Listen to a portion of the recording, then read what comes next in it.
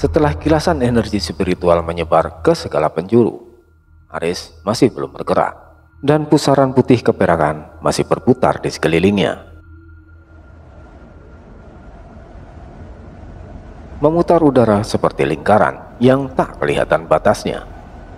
Suhu di sekitarnya naik perlahan, bukan cuma panas, tapi juga tekanan. Seolah tanah, udara, dan ruang mulai tak tahan dengan keberadaan satu makhluk di titik itu. Satu kaki Aris menekan tanah. Ia mulai berdiri perlahan. Tidak ada kata keluar dari bibirnya, tapi suara tulangnya terdengar seperti kayu tua yang memaksa berdiri dalam angin badai. Tulang punggungnya melengkung ke belakang, seperti tubuhnya sedang menahan sesuatu yang ingin pecah dari dalam. Otot-ototnya menegang sampai kulitnya terlihat retak halus, mengelupas seperti dinding yang menyimpan bara di baliknya. Kepalanya menunduk, matanya masih tersembunyi di balik bayangan kabut. Tapi semua orang tahu, dia sedang berubah. Kemudian matanya menyala, putih terang, tidak berkedip, seolah cahaya di dalam dirinya sedang mencari jalan keluar dari seluruh pori-porinya. Nafasnya berubah, tidak lagi berupa hembusan udara, tapi uap merah tebal. Setiap kali dia menghela, asap panas keluar dari hidung dan mulutnya, bergulung seperti cerobong asap.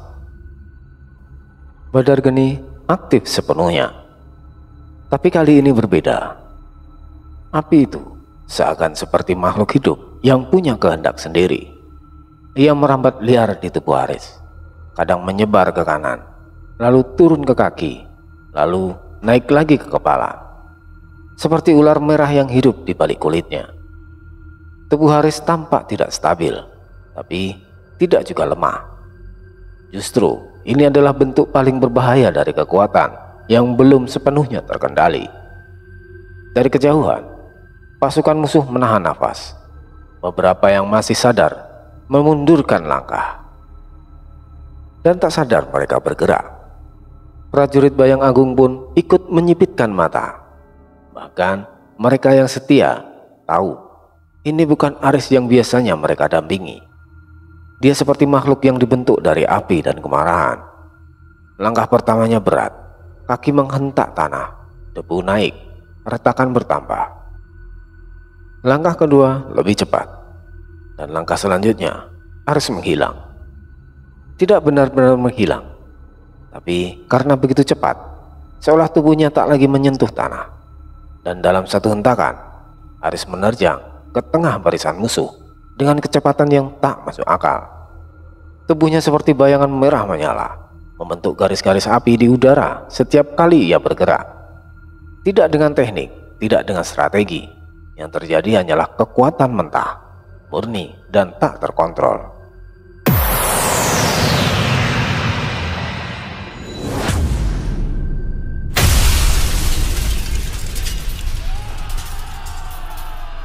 Barisan musuh di sisi kiri langsung terpental saat Aris menghantam seorang prajurit dengan satu hantaman. Tubuh prajurit itu tak hanya terlempar, patahnya terdengar jelas, lalu menghilang di balik puing dan kabut. Dari sisi kanan, 3 prajurit mencoba mengangkat tameng energi untuk menahan. Namun begitu kaki Aris menyentuh tanah di depan mereka, tanah meledak.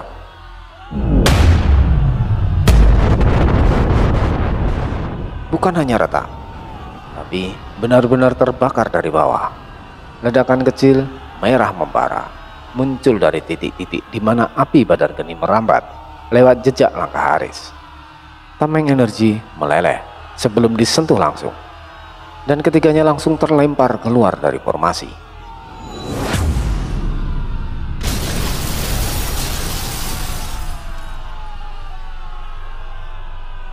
Apa itu barusan? Dia sudah bukan manusia. Lindungi pusat formasi, cepat! Teriakan terdengar dari berbagai sisi, tapi suara mereka tenggelam dalam suara letusan tenaga spiritual yang pecah satu persatu.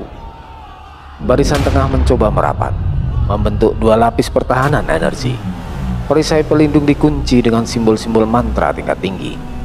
Aura pelindungnya berwarna biru keperakan, bergelombang seperti air yang membeku. Tapi Aris tidak berhenti. Langkah berikutnya lebih dalam.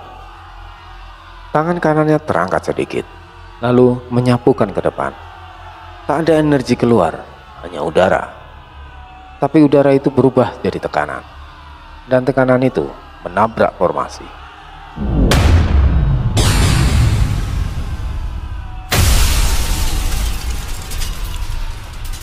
Satu ayunan tangan Aris membelah dua lapis pelindung energi, menghancurkannya seperti menyobek kertas basah. Prajurit-prajurit yang berdiri tepat di balik lapisan itu langsung roboh.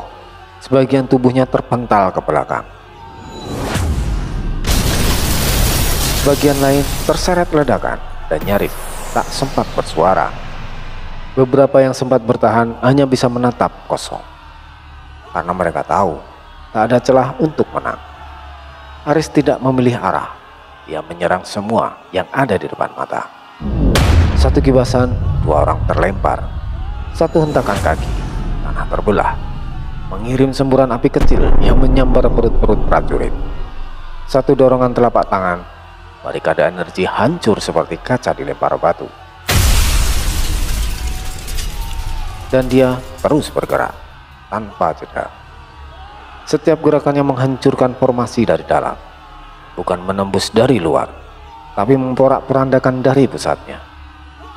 Formasi Segoro Wiso di sisi kiri mulai kacau. Niskalapura di sisi kanan mencoba untuk mundur, tapi tak ada waktu. Dia melewati garis pusat. Barisan tengah hancur. Siapkan pengaturan formasi kembali. Sekarang! Ujar komandan pasukan. Tapi itu sudah terlambat. Kebanyakan panglima dalam peperangan akan masuk dari sisi terluar. Namun Aris tidak. Dia masuk dari tengah dan menghancurkan semua lapisan dari dalam keluar. Menghancurkan tanpa belas kasihan.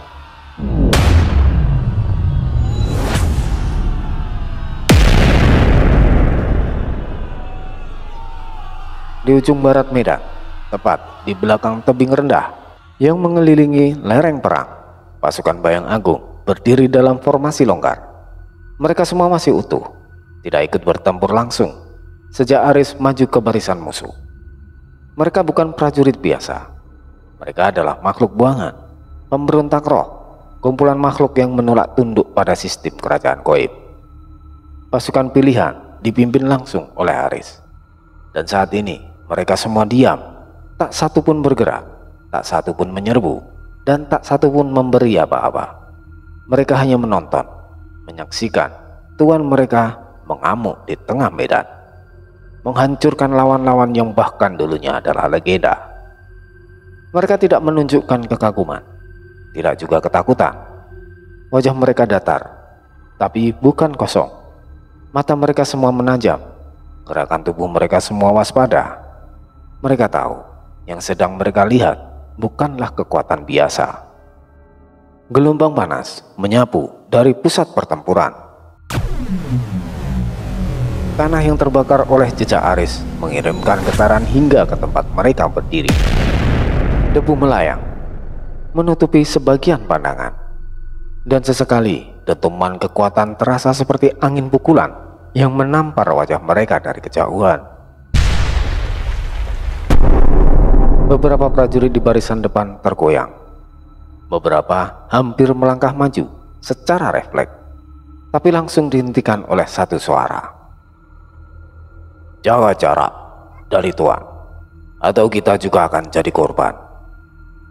Suara itu tegas, datar, tapi tak bisa dibantah. Pemimpin suku Bayang Senyap, salah satu panglima dari pihak Aris, masih berdiri tegak. Jubahnya berkibar ringan oleh tekanan udara. Tangannya mengangkat sebentar, memberi aba-aba gerak kecil. Jangan sampai kita kena imbasnya. Prajurit yang tadi maju langsung mundur. Formasi luar mulai bergerak, bukan untuk menyerang, tapi untuk membentuk garis perlindungan jarak jauh. Barisan Bayang Agung tidak berniat menolong Aris. Mereka tahu itu sia-sia. Aris bukan dalam bahaya, tapi orang lainlah yang dalam bahaya. Yang mereka lakukan hanya satu hal: bertahan, tetap waspada, dan tidak menghalangi. Karena semua dari mereka tahu satu hal: saat ini Ares berubah. Tak ada yang bisa menghentikan ataupun memerintahkannya. Bahkan dirinya sendiri pun mungkin sudah tidak sepenuhnya sadar. Jadi mereka diam, tetap dalam formasi, menunggu badai itu lewat. Atau jika memang harus menjemput kehancuran bersama pemimpin yang mereka pilih, mereka siap. Dan mereka tetap di sana, menjaga batas, karena hanya itulah satu-satunya hal yang masih bisa mereka lakukan. Sementara itu, Mandaraka berdiri kaku di sisi garis tengah pasukan Niskalapura. Debu belum sepenuhnya turun, dan panas dari tanah masih terasa seperti bara di telapak kaki. Di sekelilingnya, prajurit-prajurit elit yang tersisa mulai kehilangan formasi. Beberapa melirik ke kiri dan ke kanan. Beberapa mulai menarik nafas lewat mulut karena tekanan udara terlalu berat untuk paru-paru mereka. Tapi Mandaraka tidak melihat mereka. Matanya hanya fokus pada satu titik di depan. Makhluk itu yang sebelumnya masih bisa dia anggap sebagai manusia dengan kekuatan berlebih, kini tak lagi masuk akal.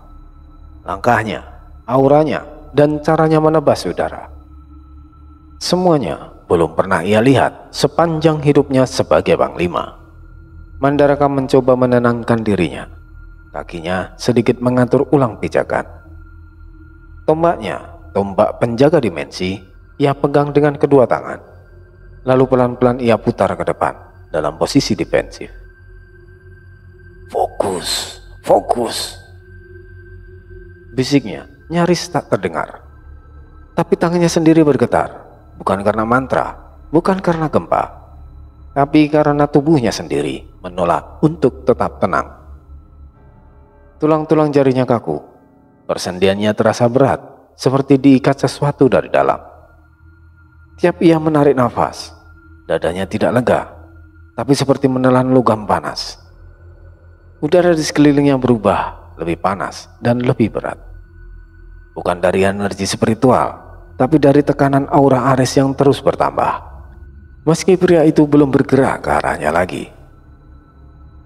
Di medan perang, seorang panglima seperti Mandaraka biasanya akan berteriak, memberi apa-apa, menyerbu pasukannya untuk bertahan ataupun untuk menyerang balik. Tapi sekarang dia tidak mengatakan apa-apa karena dia tahu tidak ada yang akan mendengarkan. Prajurit yang tersisa di belakangnya bahkan tak lagi mampu menatap musuh. Mereka menunduk atau melihat ke kaki mereka sendiri, mencoba tetap berdiri, namun juga tidak mencoba untuk lari. Dan Mandaraka, ia berdiri di sana dengan nafas pendek. Keringat dingin menetes dari pelipis, tombak besar di tangan yang terasa seperti beban asing, dan jantung yang berdebar terlalu cepat untuk ukuran Panglima. Dia monster, bukan manusia, katanya pelan. Tapi tak ada yang menjawab, karena tak ada yang berani menegaskan bahwa ia benar.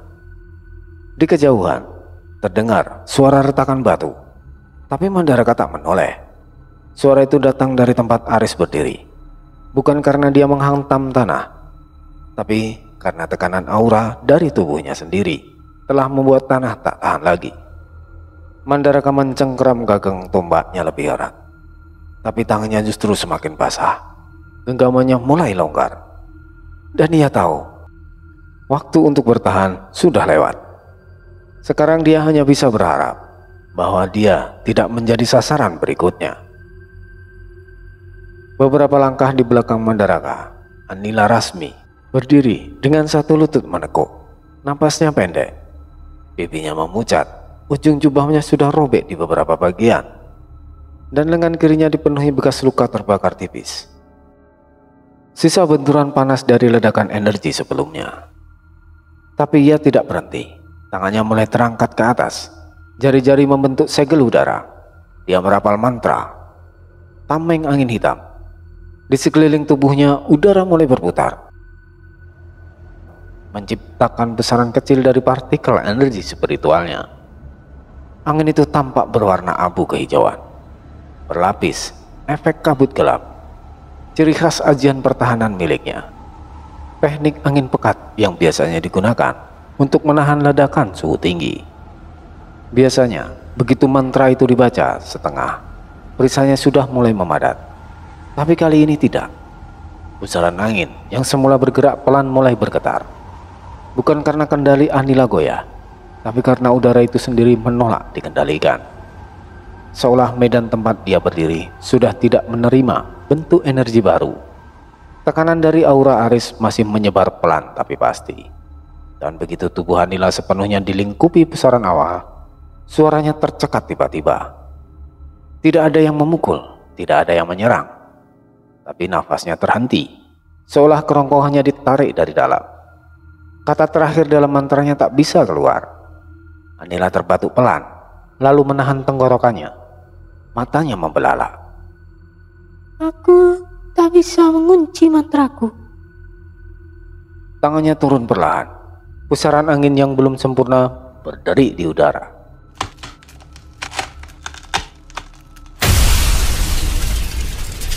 Retak lalu pecah seperti kaca dilempar batu kecil. Semua partikel energi angin menghilang begitu saja, seolah takut bersentuhan dengan aura yang memancar dari Aris. Anila menatap ke tangannya sendiri. Jari-jarinya masih mengambang di udara. Tapi dia tidak bergerak. Punggungnya basah oleh keringat. Padahal suhu sekitarnya panas. Ini bukan karena aku kelelahan. Bukan karena luka. Tapi ini karena aku sedang berada dalam sesuatu yang lebih besar dari medan perang. Pikirnya, matanya bergerak ke depan. Aris belum menoleh padanya, bahkan tidak melihat ke arah manapun secara langsung. Tapi auranya menyebar seperti kabut bertekanan tinggi, membungkus setiap nafas lawan. Prajurit di belakang Anila mulai bergerak mundur. Satu di antaranya berseru pelan. Gawat! Perisai gagal. Panglima tak bisa membentuk ajian. Tapi suara itu cepat hilang, gelap oleh dentuman berikutnya dari arah Aris. Debu naik lagi. Cahaya merah menyala.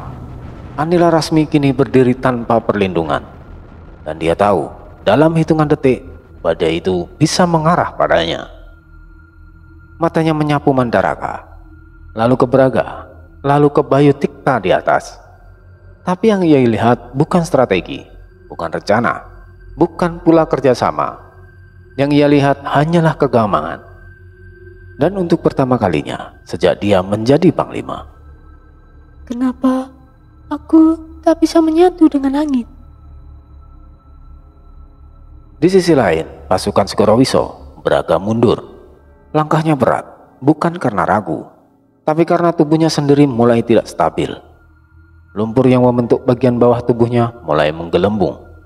Garis tubuh yang biasanya kuat, licin, dan terkontrol, kini mulai bergulak seperti adonan yang terlalu panas di atas tungku. Ia melirik ke kanan dan ke kiri, tak mencari musuh, tapi mencari celah untuk kabur. Suaranya rendah, terengah, tapi terdengar jelas oleh dua panglima di dekatnya. Dia gila. Kekuatannya sudah tidak terkontrol lagi. Satu sisi bahunya meleleh sebagian. Butiran lumpur berjatuhan ke tanah, mengepul tipis. Asap keluar dari lumpur itu sendiri. Bukan karena terbakar, tapi karena hawa panas di sekitar Aris cukup untuk mengubah konsistensi tubuhnya. Braga memutuskan tak bisa berdiri lagi. Ia membungkuk, lalu menjatuhkan dirinya sepenuhnya ke tanah. Seluruh tubuhnya mencair, melebar, jadi massa berlendir tak berbentuk. Ajian penghindaran total, teknik pertahanan terakhir. Biasanya dalam bentuk ini, Braga bisa menyelinap masuk ke tanah dan berjalan jauh di bawah permukaan, tak terdeteksi. Tapi kali ini, begitu ia masuk ke bawah tanah, dia langsung menyesalinya. Tanahnya tidak dingin. Biasanya, kedalaman beberapa meter saja cukup untuk menurunkan suhu tubuhnya kembali stabil. Tapi sekarang tanahnya mendidih, bukan meledak, tapi panas secara perlahan. Tekanan dari langkah-langkah Aris di permukaan merambat ke bawah. Tanahnya tidak diam, tanahnya berdenyut, seperti nadi raksasa. Seperti tubuh bumi itu berguncang karena seseorang yang terlalu kuat sedang berjalan di atas. Tidak mungkin. Ini tidak masuk akal. Braga mencoba mendorong tubuh cairnya lebih dalam, menyusup lebih jauh, tapi lumpurnya mulai menjadi lengket. Lendir yang biasanya dia gunakan untuk meluncur di sela-sela batu, kini mulai menggumpal. Setiap inci tubuhnya terasa seperti dicekik dari luar. Batu di sekelilingnya melunak, tanah liat di kedalaman menjadi basah, lalu menjadi panas, dan mulai mendidih. Braga menjerit dari dalam tanah, bukan karena jeritan keras, lebih seperti getaran yang merambat lewat lapisan tanah. Ledakan kecil muncul di bawah permukaan. Satu semburan lumpur menyembur ke atas, disertai uap panas. Berkali-kali semburan itu keluar, seolah tanah itu sendiri ingin memuntahkan Braga keluar. Dari permukaan, Mandaraka menoleh ke arah tanah yang bergolak. Anila Rasmi melihat lapisan batu bergetar dan berkata lirih. Bahkan, Braga pun tidak bisa bertahan lama di bawah.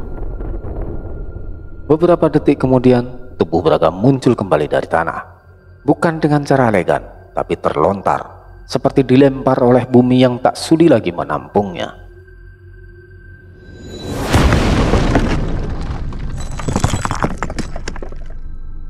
Tubuh lumpurnya kini menggelembung, meleleh, dan bergetar.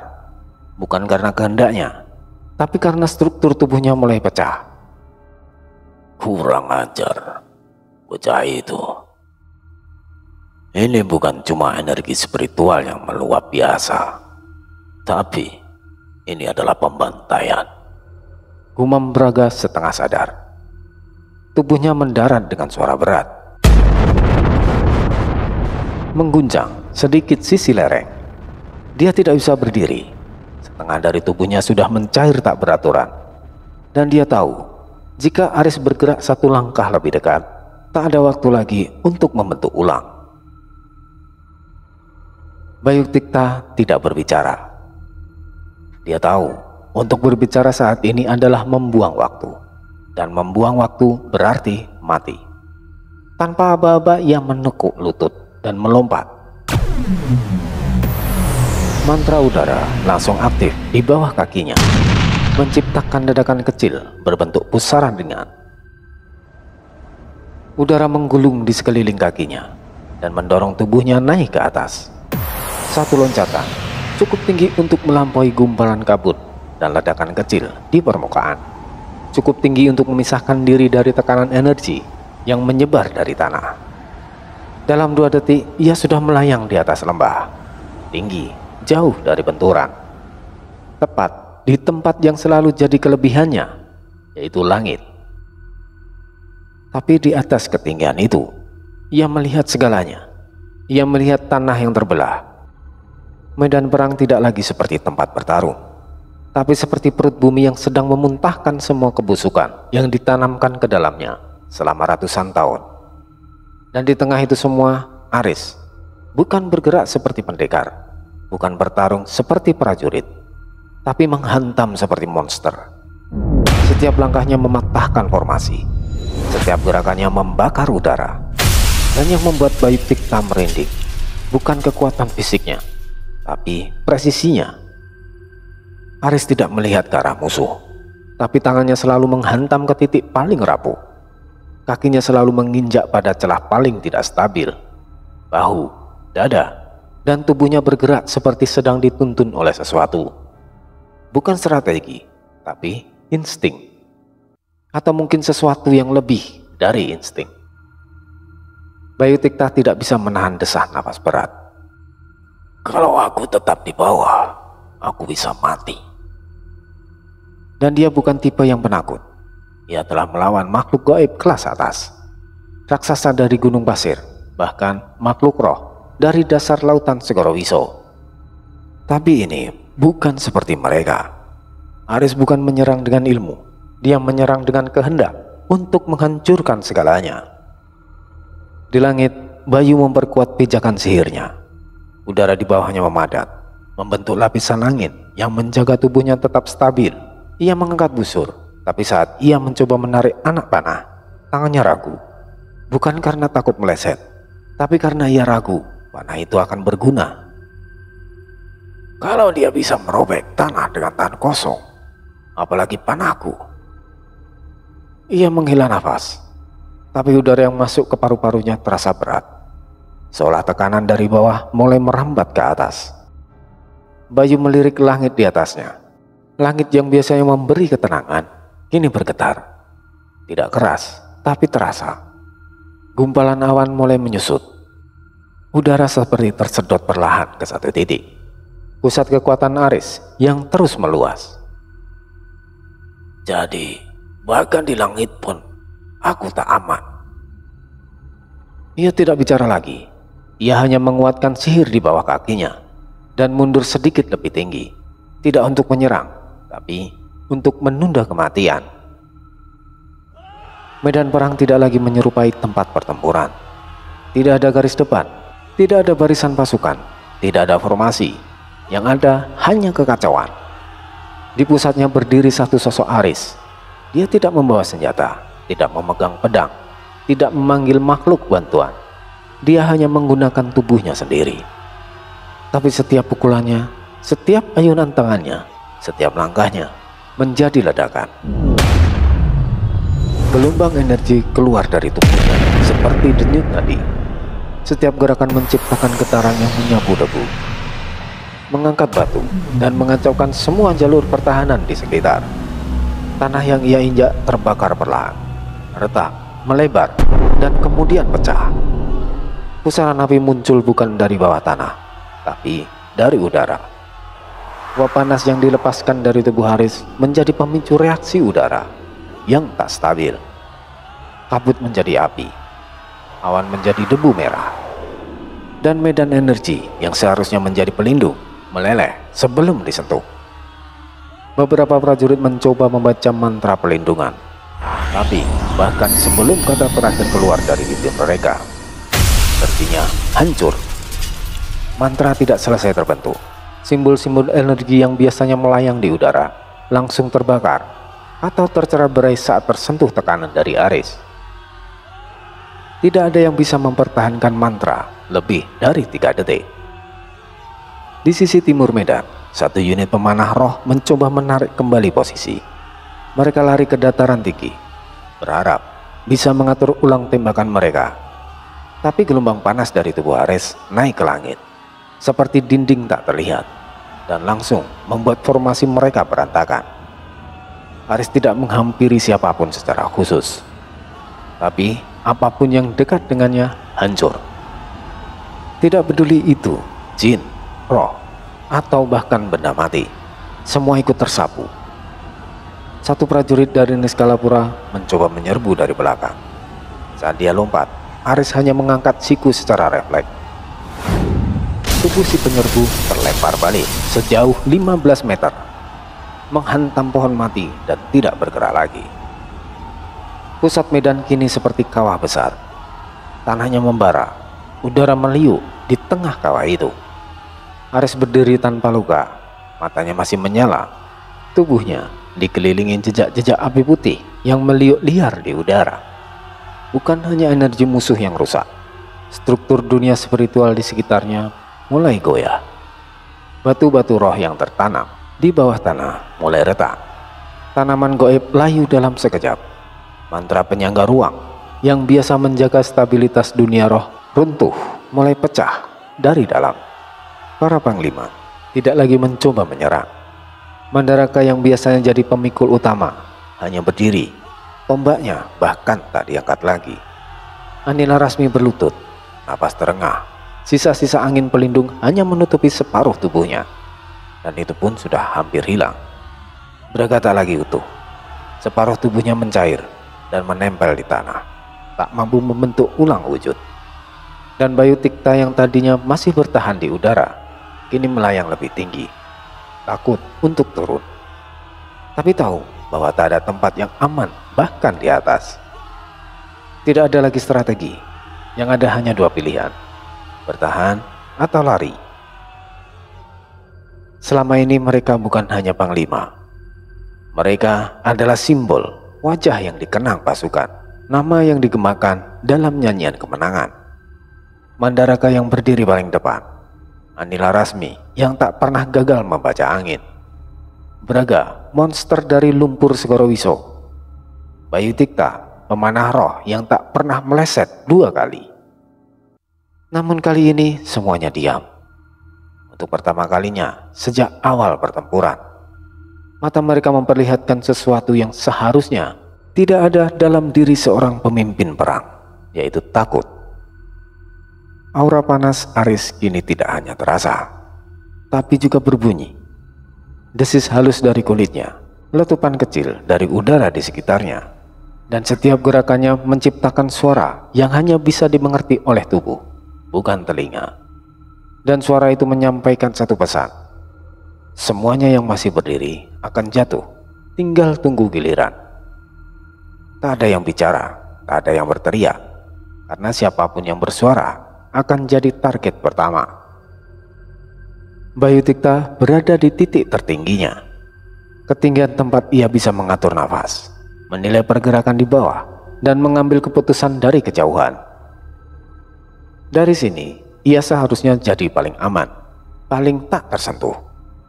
Ia menarik nafas dalam. Anak panah ketiganya sudah terpasang di busur. Mata fokus ke bawah, menatap tubuh Haris yang masih membara di tengah kawah pertempuran. Satu tembakan lagi, fokus. Ini satu-satunya celah. Tapi sebelum ia bisa menghela nafas kedua, tanah meledak. Bukan ledakan besar, tapi cukup untuk menciptakan dorongan vertikal. Haris terangkat, bukan melompat, tapi seperti ditembakkan ke udara oleh ledakan sihir kecil yang ia ciptakan sendiri dari telapak kaki. Tubuhnya melesat seperti anak panah merah, bayangan api yang nyaris tak terlihat oleh mata telanjang. Bayu tak siap. Dia refleks bergerak ke kiri, mencoba menghindar dengan dorongan angin. Namun terlambat. Satu tangan Haris menyambar pergelangan kakinya. Pegangan itu kuat, bukan hanya menahan gerakan Bayu, tapi juga mematikan semua aliran energi spiritual di tubuhnya. Mantra udara langsung hancur. Busur di tangan Bayu gemetar. Wajah Haris hanya berjarak sejengkal dari wajah Bayu. Matanya putih, nafasnya seperti uap besi. Kau tidak cukup tinggi, Panglima, desis Haris. Dalam sekejap, tubuh Bayu ditarik ke bawah dengan keras. Haris menggunakan berat tubuhnya dan sisa ledakan dari bawah untuk menghantam Bayu ke tanah seperti melempar senjata berat.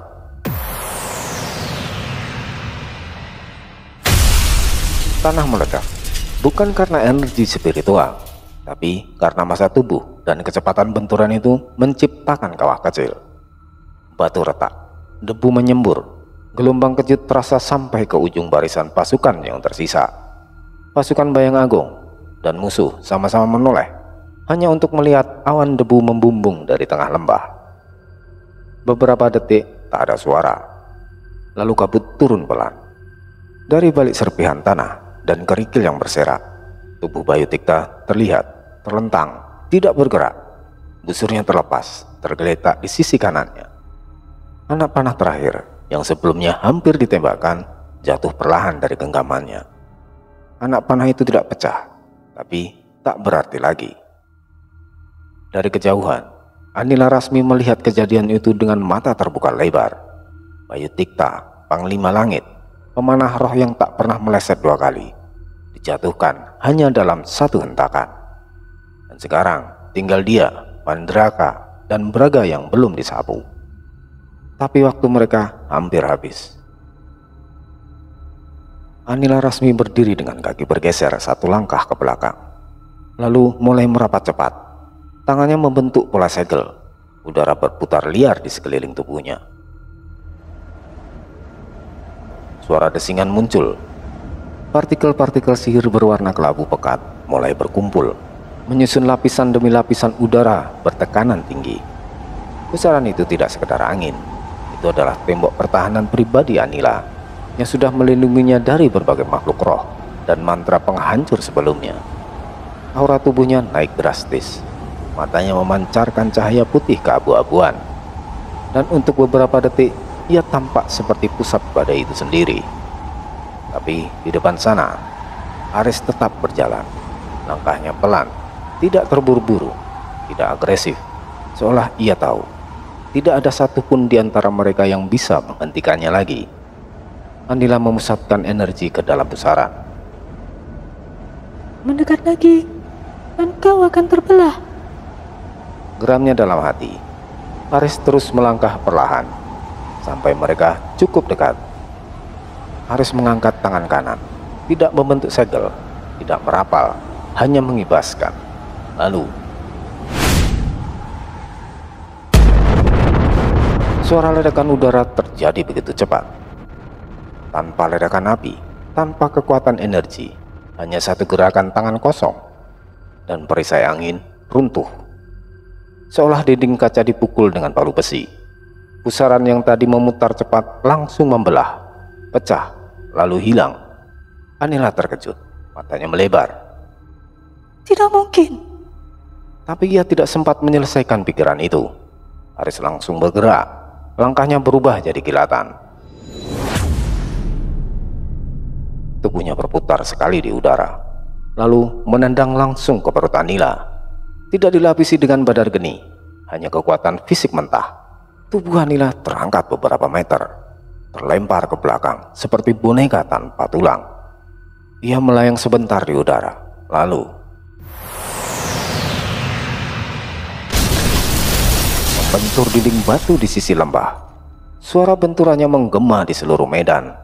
Batu retak, debu naik, dan tubuh Anila jatuh tanpa suara. Beberapa detik kemudian, pusaran angin tidak muncul lagi. Jubah Anila tak bergerak, dan tubuhnya tergeletak di antara retakan bebatuan, seperti daun yang dipatahkan oleh badai miliknya sendiri. Satu panglima lagi runtuh. Dari kejauhan, pasukan musuh tidak bersorak, karena yang mereka lihat hanya satu hal. Tak satu pun dari mereka tahu siapa yang akan bertahan berikutnya. Dan Aris masih berdiri tegak, hanya menoleh ke satu arah lagi. Braga. Braga melihatnya. Ia melihat Bayu Tikta dibanting dari langit. Ia melihat Anila Rasmi dihantam hingga hening. Ia mendengar tulang remuk, angin berhenti, dan suara langkah Aris yang tidak cepat, tapi tak bisa dihentikan. Dan dalam satu tarikan nafas, Braga memilih kabur. Tubuhnya langsung mencair. Bentuknya yang semula humanoid, besar dan melebar, dengan lapisan lumpur hidup yang mengalir perlahan, langsung luruh ke bawah. Seperti lilin tua meleleh, ia menyebar ke tanah. Tujuannya sederhana, menyelinap kembali ke bawah, bersembunyi, berlari menjauh. Aku bisa menunggu ini berakhir, aku bisa. Tapi belum selesai ia mencair sepenuhnya. Satu suara ledakan kecil, udara menghembus turun. Bayangan Aris melesat dari posisi semula, langkah vertikal. Braga sempat menyadarinya, tapi terlalu terlambat. Aris mendarat langsung di atas punggung Braga. Tanah di bawah sedikit melesak. Tubuh cair Braga bergoyang, berusaha mengguncang tubuh Aris dari atasnya, tapi tidak bisa. Aris berdiri tepat di atasnya, satu kaki kokoh, satu tangan terangkat, matanya putih. Rajah badar geni di dada menyala terang, tapi kali ini bukan merah, melainkan putih keperakan, tanda bahwa ajian itu sudah mencapai puncaknya. Mau kemana kau Braga? Ucapnya datar. Kedua tangan Aris menghantam langsung ke kepala Braga dari atas. Kekuatan penuh badar geni versi total langsung dihantamkan ke dalam struktur tubuh Braga. Ledakan yang terjadi bukan seperti api, tapi seperti air mendidih dilempar ke atas bara. Kepala Braga meledak. Retakan terdengar seperti pecahan gentong air. Dari titik pukulan itu, tubuh Braga bergetar hebat. Cairannya melonjak ke udara, hitam, mendidih, menyembur liar. Tapi tidak mengenai Aris, karena setiap cipratan langsung menguap dalam radius 1 meter dari tubuhnya. Braga menggelebar. Tubuhnya berkedut seolah berusaha membentuk ulang. Tapi bagian yang pecah terlalu besar. Sistem lumpur hidupnya tidak bisa beregenerasi dari pusat otak yang sudah lenyap. Beberapa detik ia berusaha, lalu diam. Lumpur itu mencair sepenuhnya, menyebar seperti genangan. Tak lagi bergerak, tak lagi hidup. Aris tetap berdiri di atas sisa tubuh itu. Matanya masih menyala, tubuhnya tak berkeringat, napasnya pelan. Tapi masih dalam mode tempur. Dan kini tinggal satu, Mandaraka, panglima tertinggi Niskalapura, penjaga garis batas dimensi, pengendali tombak penjaga waktu. Orang yang dalam peperangan apapun selalu berada di baris terdepan dan tidak pernah terlihat mundur. Tapi sekarang dia berdiri sendiri. Jubahnya berantakan, sobek di bagian bahu dan dada. Lengan kirinya luka terbuka. Darah mengalir, bukan deras, tapi terus-menerus. Keringat membasahi wajahnya, bercampur debu yang menempel tebal. Dadanya naik turun cepat, seperti baru menarik nafas setelah tenggelam terlalu lama. Tangannya masih memegang tombak, tapi rasanya berbeda. Benda itu tidak lagi terasa seperti senjata, tidak terasa seperti perpanjangan tubuhnya, tidak terasa seperti bagian dari kehormatan seorang panglima. Kenapa terasa berat? Pikirnya, matanya naik. Aris menoleh ke arahnya, bukan dengan gerakan cepat, bukan dengan suara atau aura meluap, hanya menoleh. Dan itu cukup untuk membuat lutut Mandaraka terasa kehilangan fungsi. Mata Aris tidak marah, tidak membara, tidak menatap seperti orang kesetanan, tapi juga tidak ramah, tidak lunak, dan tidak manusiawi. Datar, kosong, seolah yang ia lihat bukan musuh, bukan korban, hanya target. Lalu Aris berkata pelan, "Sekarang giliranmu, Mandaraka." Suara itu terlalu tenang, dan itulah yang membuat paling berbahaya. Mandaraka tidak menjawab. Bibirnya terbuka sedikit, tapi tidak ada suara keluar. Ia hanya menatap Aris, seperti orang yang melihat sesuatu yang lain, bahkan tidak masuk dalam daftar kemungkinan di dunia ini. Tangannya yang memegang tombak mulai goyah. Ia mencoba menariknya lebih kuat, tapi tubuhnya tidak merespon. Dan akhirnya tombak itu jatuh. Suara logam menghantam tanah keras. Dentumannya membelah keheningan seperti lonceng kematian. Tangan Mandaraka gemetar, kakinya mundur 1 langkah. Itu bukan strategi, itu refleks murni dari tubuh yang memilih untuk bertahan hidup. Di sekelilingnya, pasukan Niskalapura mulai saling menatap. Tidak ada apa-apa, tidak ada instruksi. Hanya satu kenyataan yang sangat jelas. Panglima terakhir telah kehilangan senjatanya. Langkah Aris semakin dekat ke Mandaraka. Tidak terburu-buru, tidak melompat, tapi pasti. Seperti batu yang menggelinding menuruni lereng curam. Lambat di awal, mematikan di akhir. Setiap jejak kakinya meninggalkan bekas pijar di tanah. Bukan api terbuka, tapi sisa energi dari tubuhnya yang terus membara. Tanah bergetar, bukan karena mantra, tapi karena tubuh Aris sendiri sudah menjadi pusat tekanan spiritual yang luar biasa. Seolah alam pun mencoba menyesuaikan diri dengan eksistensinya. Mandaraka melihat itu semua. Dia melihat kematian. Matanya terbuka lebar, tangannya refleks terangkat. Bukan untuk menyerang, tapi untuk melindungi wajahnya sendiri. Kaki kirinya mundur, langkah kecil tapi penuh makna. Panglima Niskalapura mundur. Dan saat Aris tinggal 2 langkah lagi untuk menebas jarak terakhir. "Hentikan Aris, cukup, jangan lanjutkan." Suara itu memecah seluruh suasana. Kabut yang masih tersisa di pinggiran medan bergetar. Lalu dari balik gumpalan kabut itu, seseorang berlari cepat dengan napas yang hampir putus. Kebo Hirang, Pakaiannya sobek sebagian, tapi matanya tidak berkedip. Ia melihat Aris langsung, bukan sebagai panglima, bukan sebagai sekutu, tapi sebagai sahabat. "Berhenti, ini bukan dirimu, Aris. Jangan teruskan." Teriaknya lagi, suaranya parau, tapi keras. Di belakang Kebo Ireng, dua sosok lainnya muncul. Resi Joyo-Wasiso. Tangan kanannya memegang tongkat kayu dengan erat. Tubuhnya tampak kaku, wajahnya penuh kegelisahan. Dan di sebelahnya, Ki Sastroguno, diam dan tajam. Matanya mengamati semua sisi, seolah merasakan sesuatu yang jauh lebih besar dari yang bisa dilihat. Ketiganya berdiri berjajar, namun tidak satupun dari mereka melangkah lebih dekat ke Aris.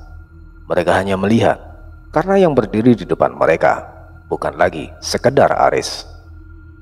Mereka datang bukan untuk bertempur, mereka datang untuk menyadarkan. Tapi, apakah Aris masih bisa mendengar? Aris tidak menoleh. Suara Kebo Ireng menggema keras, mencabik kabut, menabrak sisa-sisa medan perang yang kini sudah seperti ladang hangus. Tapi bagi Aris, tidak ada suara, tidak ada Kebo Ireng, tidak ada Resi Joyo-Wasiso, tidak ada siapa-siapa. Dunia Aris sudah menyempit. Dari suara tinggal getaran, dari warna tinggal merah dan putih, dari rasa tinggal panas dan tekanan yang menghimpit dadanya dari dalam. Seolah dunia ini hanya menyisakan satu hal, satu langkah terakhir. Rajah Badar Geni di dada dan lengan Aris terus menyala. Menyala seperti dinding logam yang baru keluar dari tempa. Tapi bukan bara biasa. Di sela garis-garis hitam rajah muncul cahaya keperakan, tanda bahwa dua ajian yang ia pakai sedang bertabrakan dari dalam.